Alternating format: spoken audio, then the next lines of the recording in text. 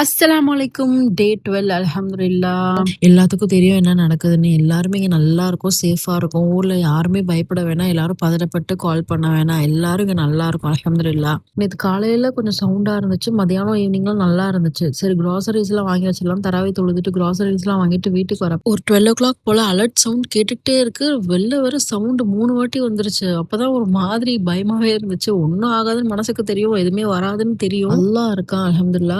கவர்மெண்ட்டுமே நெறைய ப்ரிகாஷன்ஸ் எடுத்துட்டு தான் இருக்கு. ஒண்ணு சொல்லணும்னு தோணுது. ஒரு சவுண்டு, அந்த சவுண்டால நம்மளுக்கு ஒண்ணும் வராது. அதுல நம்ம பாதிக்கப்பட மாட்டோம் அப்படின்னு மனசுக்கு தோணாலும், பிள்ளைங்க பயப்படக்கூடாதுன்னு சொல்லி பிள்ளைங்கள பாதுகாக்கிறோம். ஆனா பாலஸ்தீன் மக்கள் நெனச்சு பாருங்களேன், அந்த வீடியோஸ்லாம் என் கண்ல நேத்து வந்துட்டு போச்சு. பதட்டப்பட்டு ஒரு ஒரு நிமிஷமும் அந்த பிள்ளைங்க அப்படியே பதட்டமா எந்திக்கும்.